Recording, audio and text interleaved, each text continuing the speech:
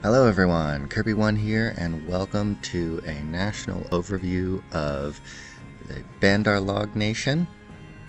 Um, as you can see, the intro screen is a little bit different from what we're used to, but that's to be expected. Bandar Log has a couple of unique, interesting mechanics that are sort of different than the other nations that you play in the Age.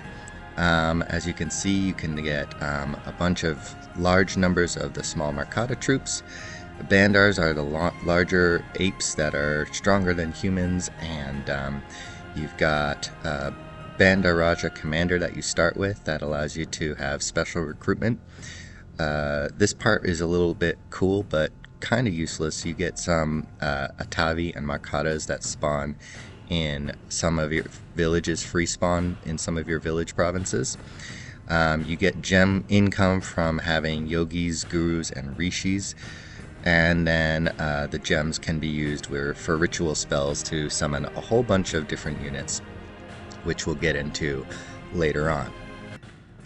So I've just started up a game so I can show you the typical recruitment, and as you can see, we get a couple of special recruitment options this turn.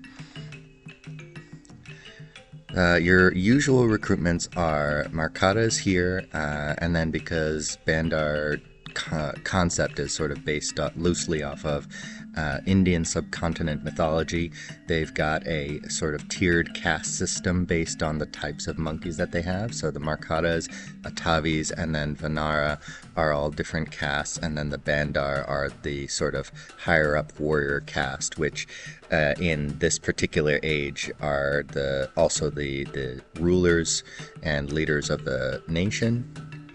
Excuse me.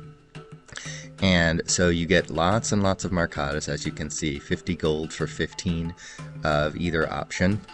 They're kind of garbage, but they're good for soaking up lance charges or arrow fire or stuff like that.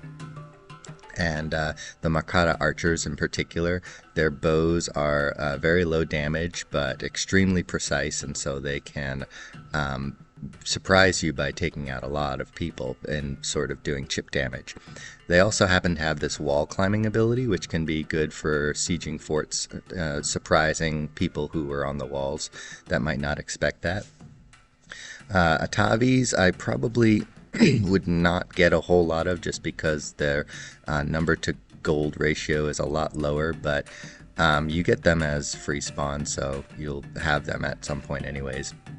And then these are a little bit of the armored version. You don't start with a iron income, but if you get them, you can maybe get a couple of these guys. The Vanara swordsmen are pretty good. They've got a shield, so that's great. But the Bandars are very good for HP density relative to the gold cost. So they don't really have a lot of numbers comparatively, but they're typically much better options. You only get these three, the archers, warriors, and swordsmen, as recruitment options, as long as your not starting commander, but your Bandar Raja starts alive. If he dies, you'll get an option to recruit another one later on, but he has this tag that enables recruitment of these options for you. So that's a good starting option. And then every so often you'll get the option to recruit more commanders and stuff like that. And as you saw at the beginning of the game as well, we have occasionally options to recruit war elephants. This is not every time, but every so often you can get a war elephant. You only get one, but they've got a double bow attack plus they're trampling, so that's pretty cool. And then, as typical for the age, you also have a catapult option if you are planning on going into a lot of sieges. Here's what I was talking about. You get these sort of free spawn from Atavi tribe villages, which you start out with one, and then you might find a couple more along the way in different places. So your starting army is 5 of these Vanara soldiers with the clubs, 5 Banar archers, which are fine. They do more damage than the Markatas, and they have a little bit of armor, but you don't really care about that. And then you get, I think, 10, 2, 4, 6, 8, 10 of the Marcata archers, and then 10 of the Marcatas with clubs. These guys will probably die, just run in and die real quick. So, yeah, that's your starting army. I'm going to get into a little bit of a game, a single-player game that I've gone a little bit forward in, and show you some of the other options that you can get for summons and things like that.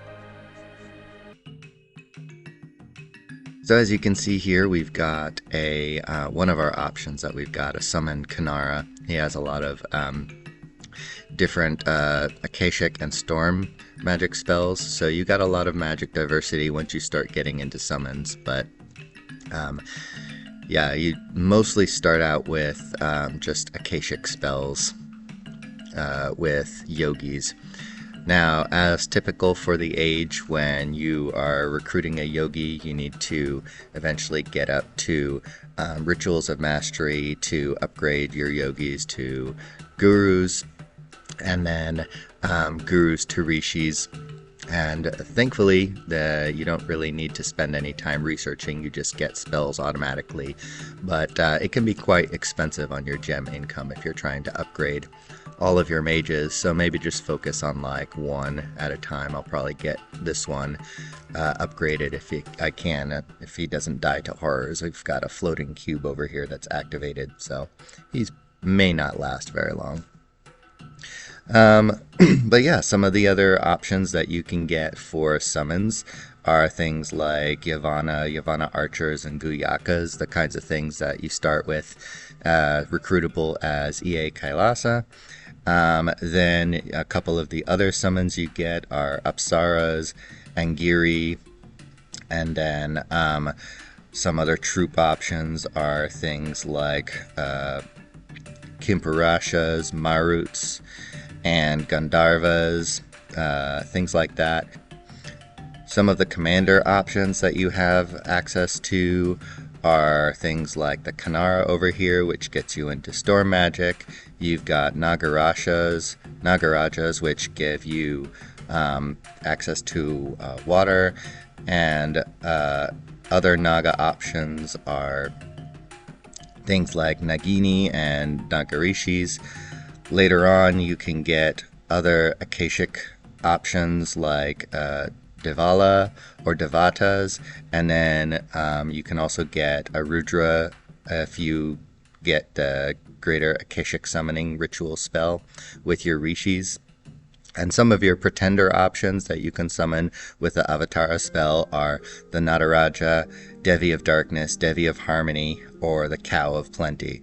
The Nataraja is an interesting option as well because they have a special unique spell that allows them to cast the Turning of the Wheel, which turns them into a Destroyer of Worlds pretender, but it's kind of expensive, and I actually wouldn't necessarily recommend it just because as soon as you cast it, your pretender turns into being controlled by the Horrors faction and then just starts destroying everything randomly, so maybe skip out on that one. It's fun to do like once or twice, but it's more like that Agartha breaking of the seal spell than anything else. But yeah, so that's a little bit of a fun national overview. The nation has a lot of summons options, which you can have fun with if you get the gem income, but that can be kind of hard just finding sites like that, searching around. But yeah, I think it's a good matchup for the age, and you can probably have a lot of fun with it, so get out there and have a good time. Thanks everyone for watching to the end. I wanted to just say real quick that I haven't been making a lot of videos lately. Things have been pretty busy on my end, but also I've been holding off a little bit just because I have been in a multiplayer game that I want to put up eventually, and so I've been getting that set up, and I also want to do one more video this week, which is a little bit of a off the mold kind of thing for me to showcase just how to set up a multiplayer game and things like that for new players. But Thank you for watching and have a good one.